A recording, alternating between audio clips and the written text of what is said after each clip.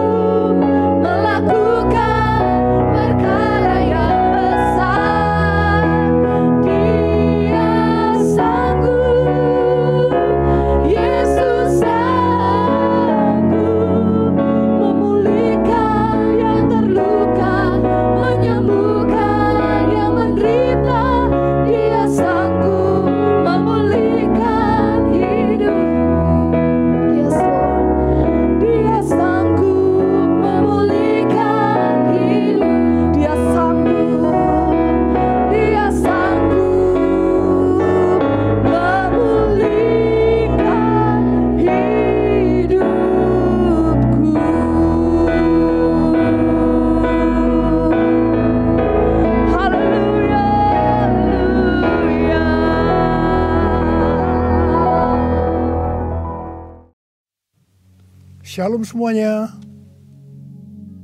Ketika Tuhan Yesus ditanya oleh murid-muridnya akan tanda kedatangannya dan tanda kesudahan dunia ini, maka salah satu dari tanda itu adalah penyakit sampar yang bisa kita sebutkan sebagai pandemi COVID-19.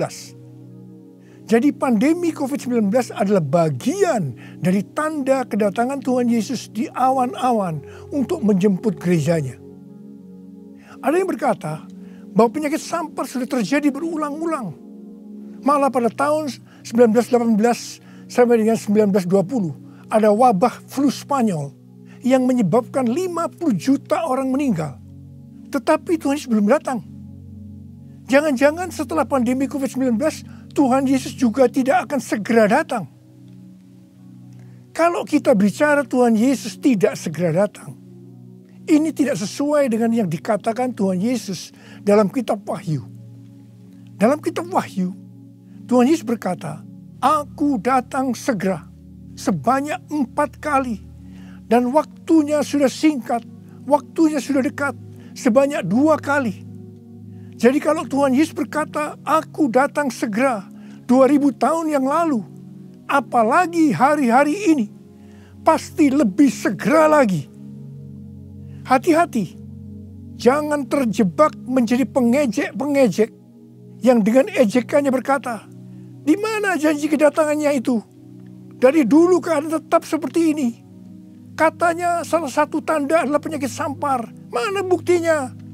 Penyakit sampar sudah terjadi berulang-ulang. Tetapi ternyata Tuhan Yesus belum juga datang." Jangan berkata bahwa setelah pandemi COVID-19 Tuhan Yesus pasti datang kembali. Atau jangan juga berkata bahwa setelah pandemi COVID-19 Tuhan Yesus belum segera datang. Kita tidak tahu dengan pasti kapan kedatangan Tuhan Yesus kembali. Hanya Bapa di sorga saja yang tahu. Yang penting Tuhan Yesus berkata bahwa penyakit sampar seperti pandemi COVID-19 ini adalah bagian dari tanda kedatangannya. Tuhan Yesus menghendaki agar kita percaya bahwa Dia akan segera datang.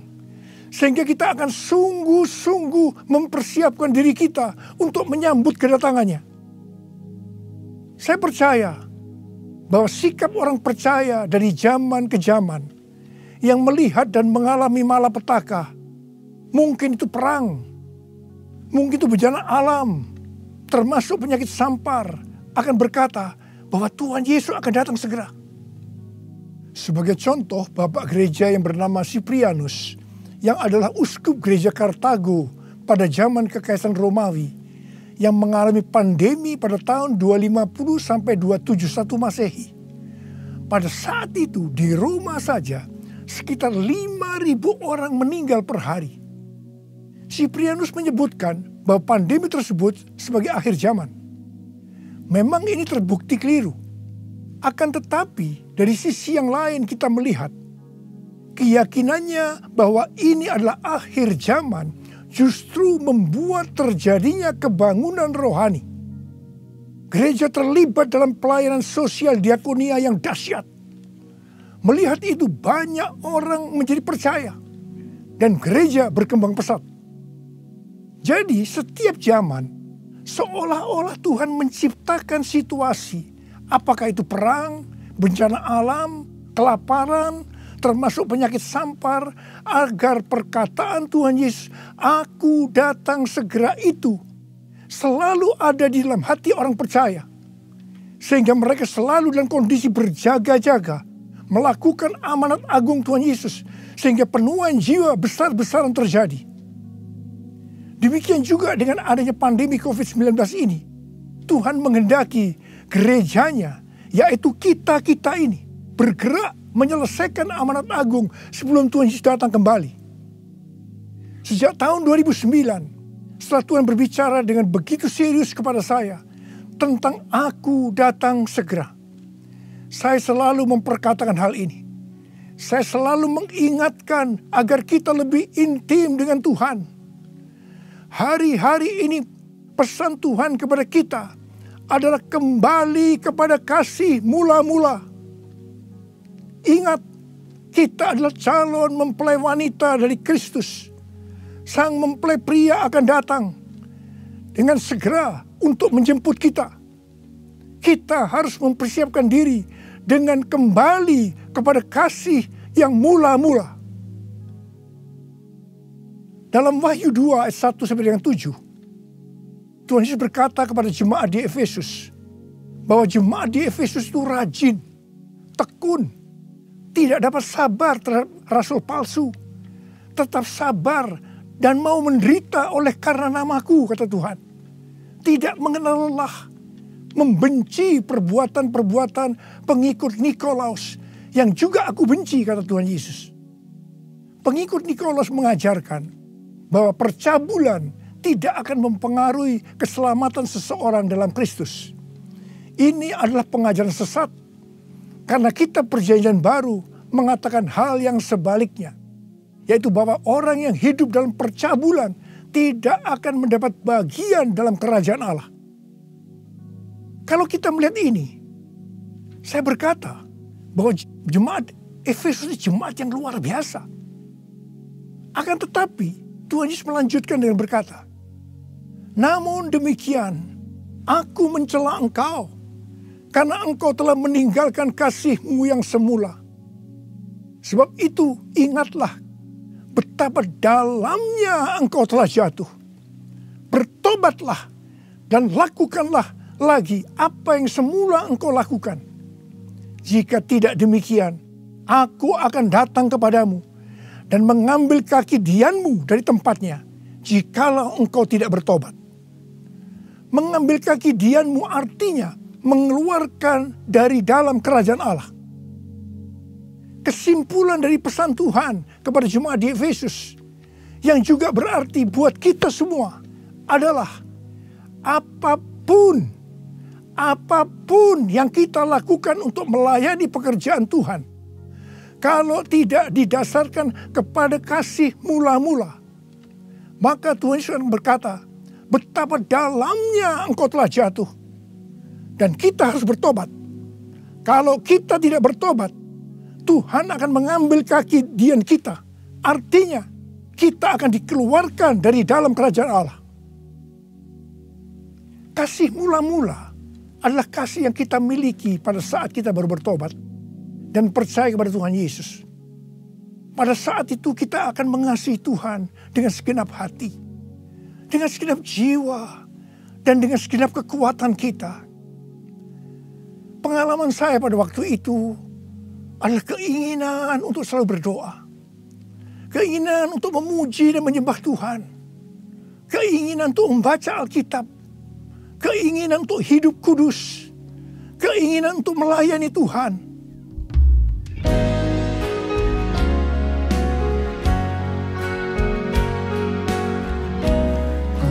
Cinta kau Yesus, hanya engkau bagiku Yesus. Sungguh ku rindu mengatakannya, betapa aku mengasihimu. Engkau Allah dan Rajaku, kekasih dan hidupku.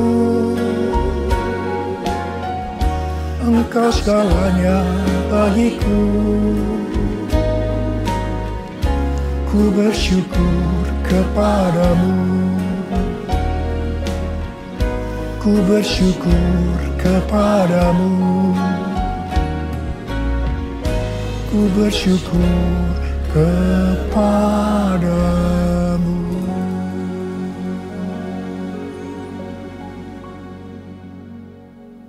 Kalau kita melihat proses keselamatan, maka proses keselamatan terdiri dari 3 tahap. Tahap yang pertama adalah proses justification, yang artinya pembenaran. Tahap yang kedua adalah proses sanctification, yang artinya pengudusan. Tahap yang ketiga adalah proses glorification, yang artinya pemuliaan atau pengangkatan. Pada proses pertama, yaitu proses justification atau pembenaran, kita bertobat dan percaya kepada Tuhan Yesus, kita mengalami kelahiran baru, kita mengalami kasih mula-mula. Setelah itu kita memasuki tahap yang kedua, yaitu proses sanctification atau pengudusan. Dalam proses ini, kita akan dikuduskan terus-menerus oleh Roh Kudus dan firman Allah. Sehingga kita menjadi serupa dengan gambarnya, yaitu menjadi murid Tuhan Yesus.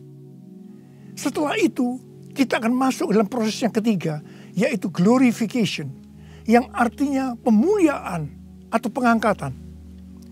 Jadi, yang diangkat itu adalah mereka yang menjadi serupa dengan gambar Yesus, yaitu murid Tuhan Yesus. Pada waktu memasuki proses sanctification atau pengudusan ini, dengan berbagai macam alasan, kualitas kasih kita kepada Tuhan, yang tadinya penuh dengan kasih yang mula-mula, bisa berubah menjadi seperti yang terjadi pada jemaat di Efesus. Saya pribadi juga mengalami seperti yang terjadi pada jemaat di Efesus. Tetapi melalui pengudusan secara terus-menerus oleh Roh Kudus dan firman Allah, juga disertai dengan proses yang menyakitkan, saya kembali kepada kasih mula-mula sampai dengan hari ini. Haleluya. Saya akan bertanya kepada saudara, bagaimana kualitas kasih saudara kepada Tuhan? Saya mau mengajak saudara untuk melihat kualitas kasih kita kepada Tuhan melalui kitab Kidung Agung. Kitab Kidung Agung merupakan satu-satunya kitab di Alkitab yang khususnya membahas kasih yang unik di antara dua orang mempelai, yaitu antara Salomo dengan gadis Sulam yang dipercaya dia adalah istri pertama dari Salomo. Karena beberapa nats penting dalam Perjanjian Baru melukiskan kasih Kristus bagi gerejanya dengan memakai hubungan pernikahan, maka kitab Kidung Agung dapat dipandang sebagai melukiskan kasih yang ada di antara Kristus dengan mempelainya, yaitu gerejanya, yaitu kita-kita ini. Sama halnya dengan iman kita yang harus bertumbuh. Demikian juga kualitas kasih kita kepada Tuhan harus bertumbuh. Secara sederhana, kitab Kidung Agung ini menggambarkan 3 tingkat kualitas kasih. Dan ini juga menunjukkan tingkat kualitas kasih kita dengan Tuhan. Tingkat kualitas kasih yang pertama terdapat dalam Kidung Agung 2 ayat 16 yang berkata, "Kekasihku kepunyaanku, dan aku kepunyaan dia." Dalam hubungan kita dengan Tuhan, kita bisa berkata begini, Tuhan milikku, aku miliknya Tuhan.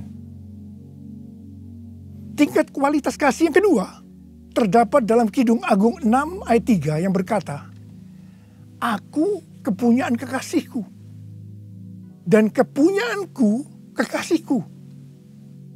Dalam hubungan kita dengan Tuhan, kita bisa berkata begini, aku milik Tuhan, Tuhan milikku.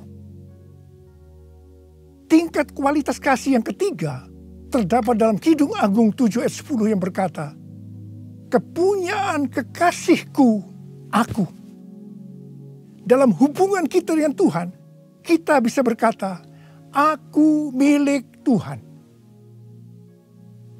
Tingkat kualitas kasih yang pertama bisa dikatakan ini adalah kasih yang egois. Karena yang dikedepankan itu, Tuhan adalah milikku, baru aku milik Tuhan. Maka yang selalu dipikirkan hanya soal diberkati. Jadi karena Tuhan milikku, berkati aku dong Tuhan. Biasanya jarang bertanya kepada Tuhan tentang apa yang dikehendaki Tuhan dalam setiap rencana atau langkah yang akan dilakukan. Jadi kalau dia punya rencana, langsung akan minta supaya Tuhan memberkati. Biasanya juga jarang menyinggung tentang apa yang harus kita lakukan untuk melayani Tuhan. Itu tingkat yang pertama. Tapi tingkat kualitas kasih yang kedua bisa dikatakan sebagai kasih bersyarat. Aku milik Tuhan. Tuhan adalah milikku. Sekarang yang dikedepankan adalah aku miliknya Tuhan. Baru setelah itu Tuhan adalah milikku. Berarti mulai ada satu peningkatan. Di sini mulai ada menyinggung tentang melayani Tuhan. Tetapi dengan syarat. Supaya Tuhan memberkati. Jadi motivasi mau melayani karena mau diberkati Tuhan. Itu tingkat kualitas kasih yang kedua. Tetapi sekarang tingkat kualitas kasih yang ketiga. Inilah yang disebutkan kasih yang tidak egois. Kasih yang tidak mementingkan dirinya sendiri. Ini adalah kasih yang semula. Aku milik Tuhan. Titik. Tidak ada embel-embelnya lagi. Mereka yang memiliki kasih mula-mula akan berkata, aku milik Tuhan. Bukan milikku sendiri. Aku ini adalah milik Tuhan. Aku sudah dibeli. Dan harganya telah lunas dibayar. Aku dibeli dengan harga yang mahal. Yaitu dengan darah Yesus. Mereka yang memiliki kasih mula-mula akan berkata, jika aku hidup untuk Tuhan. Dan jika aku mati untuk Tuhan. Jadi baik hidup atau mati, aku adalah milik Tuhan. Mereka yang memiliki kasih mula-mula akan berkata, aku hidup, tetapi bukan lagi aku sendiri yang hidup, melainkan Kristus yang hidup di dalam aku. Hidupku bukannya aku lagi, tapi Yesus dalamku. Hidupku bukannya aku lagi, tapi Yesus dalamku. Yesus hidup, Yesus hidup dalamku. Hidupku bukannya aku lagi, tapi Yesus dalamku. Tapi Yesus dalamku. Orang yang memiliki kasih mula-mula sudah tidak memikirkan lagi tentang diberkati atau tidak diberkati oleh Tuhan. Yang paling penting adalah hidup menyenangkan hatinya Tuhan. Melakukan kehendaknya Tuhan. Seperti Tuhan Yesus berkata dalam Yohanes 4 ayat 34. Makananku ialah melakukan kehendak Dia yang mengutus aku dan menyelesaikan pekerjaannya. Makanan adalah sesuatu yang sangat vital dalam hidup ini. Mendapatkan makanan adalah motivasi manusia dalam bekerja atau berusaha. Dan Tuhan Yesus mengajarkan kepada kita bahwa yang paling penting dalam hidup ini, artinya fokus hidup kita adalah melakukan kehendak Bapa, bukan kepada makanan, meskipun makanan itu perlu. Orang yang memiliki kasih mula-mula akan melayani Tuhan seperti yang terdapat dalam Roma 14 ayat 17 dan 18 yang berkata, sebab kerajaan Allah bukanlah soal makanan dan minuman, tetapi soal kebenaran, damai sejahtera, dan sukacita oleh Roh Kudus. Karena barang siapa melayani Kristus dengan cara ini, ia berkenan kepada Allah dan dihormati oleh manusia. Orang yang memiliki kasih mula-mula akan selalu berkata, sebab engkau baik, bahwasanya untuk selama-lamanya kasih setiamu.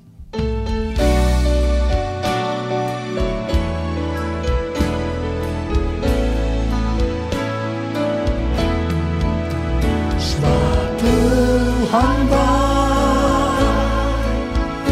bahwasanya untuk selamanya kasih setianya. Sebab Tuhan bahwasanya untuk selamanya kasih setianya. Bahwasanya untuk selamanya kasih setianya.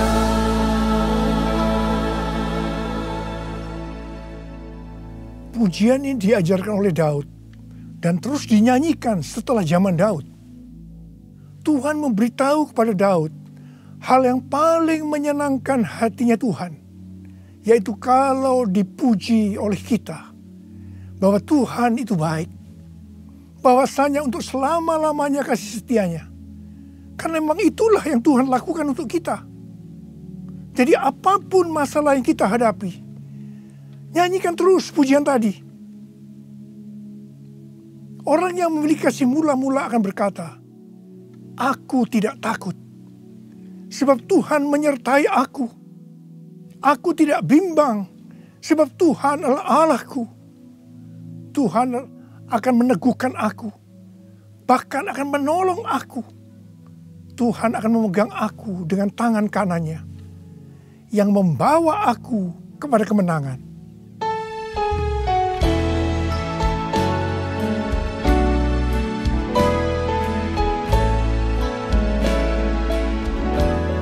Ku tidak takut, sebab Kau besertaku. Ku tidak bimbang, sebab Engkau Allahku. Engkau meneguhkanku,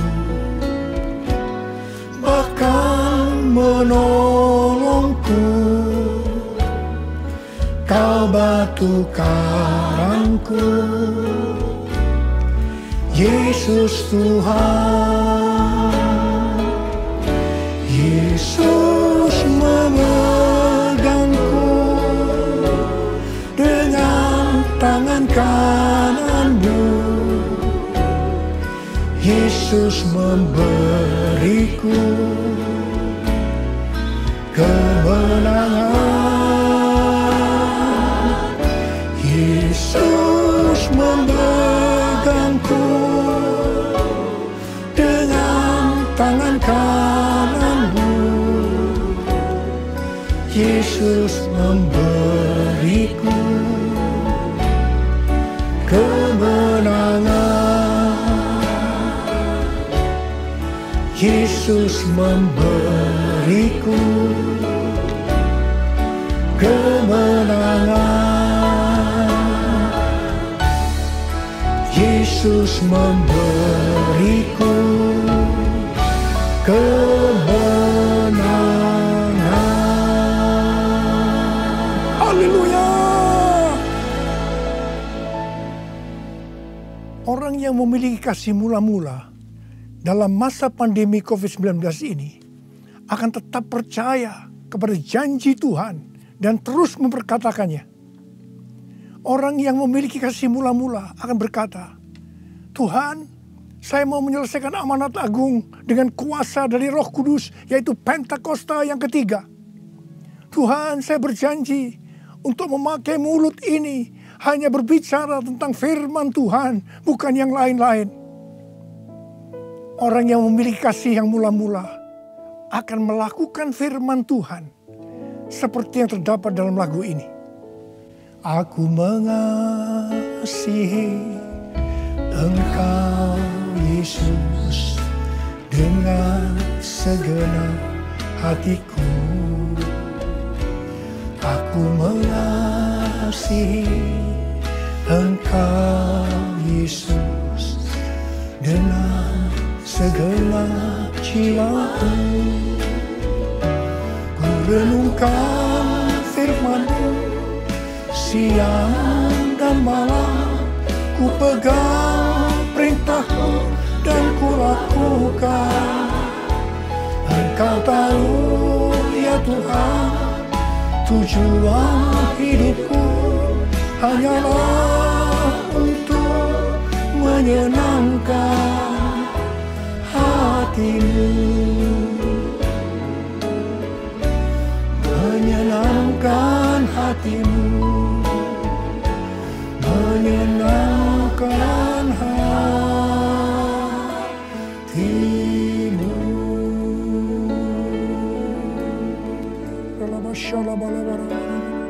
Mari angkat tangan saudara, sembah Dia, sembah Tuhan Yesus. Sembah Tuhan Yesus, sembah. Yang sudah berbahasa roh saat ini. Yang belum, terus katakan haleluya, haleluya. Orialala bakana maya ralala barabara. Oh rarabasande. Ikarala maya rala bala bala bala bala bala bala bala bala bala bala bala. Orala bala bala bala. Orialala bala bala bala bala. Orala bala bala bala bala. Orala bala bala bala bala bala. Orele bela bala bala. Hamba berdoa buat anak-anak-Mu ini semua Tuhan. Hamba berdoa mereka kembali kepada kasih yang mula-mula. Kembali kepada kasih yang semula.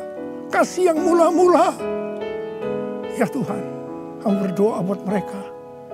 Tuhan, terima kasih. Terima kasih ya Tuhan, terima kasih Engkau akan segera datang untuk kali yang kedua. Bapa, hamba berdoa di tengah pandemi COVID-19 ini. Anak-anak-Mu yang mengalami bermacam-macam masalah. Engkau tolong mereka ya Tuhan. Tolong ya Tuhan. Mungkin mereka ketakutan, kebingungan. Ketakutan yang berlebihan, paranoid Tuhan. Tolong mereka ya Tuhan. Yang terpapar dengan COVID-19 sakit Tuhan. Dalam nama Yesus, aku sekarang perintahkan COVID-19. Kau keluar. Sembuh dalam nama Yesus. Sembuh dalam nama Yesus. Sembuh dalam nama Yesus. Oh Tuhan, terima kasih. Katakan terima kasih. Terima kasih ya Tuhan. Terima kasih ya Tuhan. Terima kasih. Terima kasih ya Tuhan. Terima kasih. Oh rara bara bara bara bara. Terima kasih. Oh rara bara bara bara. Terima kasih. Dalam nama Yesus. Dalam nama Yesus. Amin. Mari saudara-saudara, kita akan masuk dalam perjamuan kudus. Kita akan mengingat ayat ini.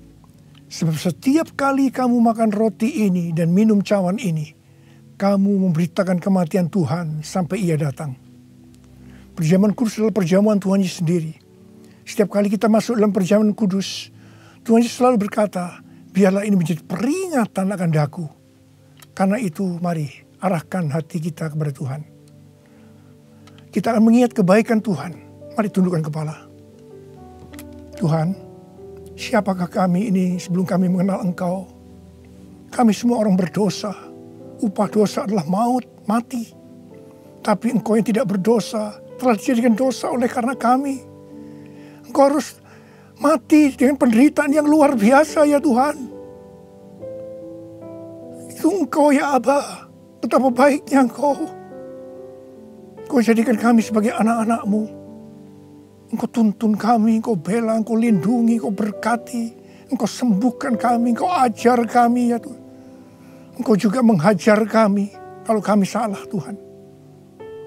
Terima kasih ya Aba. Terima kasih Engkau itu adalah Engkau ya Tuhan. Tuhan Yesus akan memberkati saudara melalui perjamuan kudus ini. Tapi Tuhan mau kita makan dan minum dengan cara yang benar. Karena itu masing-masing sekarang berdoa. Lihat keadaan dirimu masing-masing. Jangan menyimpan dosa. Kalau ada dosa yang Tuhan ingatkan saat ini, langsung minta ampun. Ampuni saya Tuhan. Ampuni saya. Katakan ampuni. Ampuni ya Tuhan. Ampuni. Supaya sudah diberkati oleh Tuhan. Tuhan ampuni anak-anak-Mu. Kau melihat mereka yang sedang meminta ampun di hadapan Tuhan. Ampuni mereka. Kasihani mereka ya Tuhan. Kasihani. Layakkan kami masuk dalam perjamuan kudus. Kami akan masuk dalam perjamuan kudus dengan hati yang penuh sukacita. Hati bersyukur. Dalam nama Yesus kami berdoa. Amin.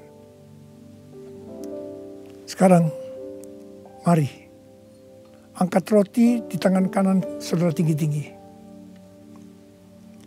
Sebab apa yang telah kuteruskan kepadamu telah aku terima dari Tuhan. Yaitu bahwa Tuhan Yesus pada malam waktu Ia diserahkan mengambil roti dan sesudah itu Ia mengucap syukur atasnya. Ia memecah-mecahkannya dan berkata, inilah tubuhku yang diserahkan bagi kamu. Perbuatlah ini menjadi peringatan akan aku. Sudah dikasih Tuhan. Bukankah roti yang kita pecah-pecahkan ini adalah persekutuan kita dengan tubuh Kristus? Mari kita makan dalam nama Yesus.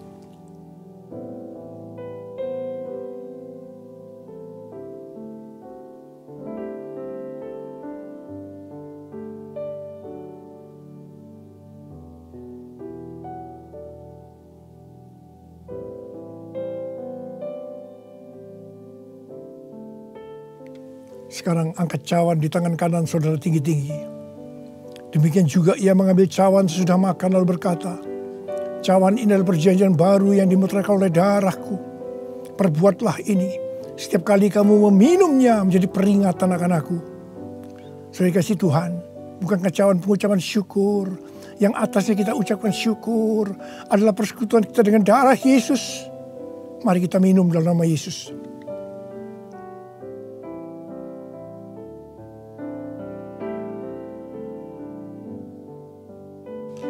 Angkat tangan saudara. Ucapkan terima kasih. Ucapkan syukur. Ucapkan syukur dan terima kasih ya Tuhan. Kami mengucap syukur dan terima kasih ya Tuhan. Terima kasih. Engkau baik ya Tuhan. Bahwasanya untuk selama-lamanya kasih setiamu. Engkau baik ya Tuhan. Engkau baik ya Tuhan. Bahwasanya untuk selama-lamanya kasih setiamu. Tuhan terima kasih. Tuhan terima kasih. Terima kasih. Terima pengurapan Tuhan saat ini. Angkat kedua tanganmu. Terima. Urapi anak-anakmu. Terima pengurapan Tuhan. Terima. Terima kasih Yesusku. Terima kasih Yesusku. Puji syukur hanya bagi Tuhanku. Terima kasih Yesusku. Terima kasih Yesusku. Puji syukur hanya bagi Tuhanku. Terima kasih. Terima kasih Yesusku.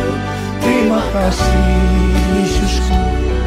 Puji syukur hanya bagi Tuhanku. Terima kasih Yesusku. Terima kasih Yesusku. Puji syukur hanya bagi Tuhanku. Puji syukur hanya bagi Tuhanku. Puji syukur hanya bagi Tuhanku.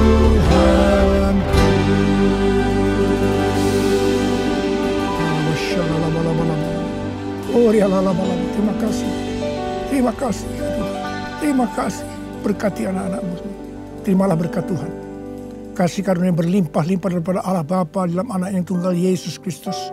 Persekutuan yang manis dengan Roh Kudus menyertai saudara sekalian mulai hari ini sampai Tuhan Yesus datang menjemput kita di awan-awan dan bahkan sampai selama-lamanya. Yang percaya bersama-sama katakan amin.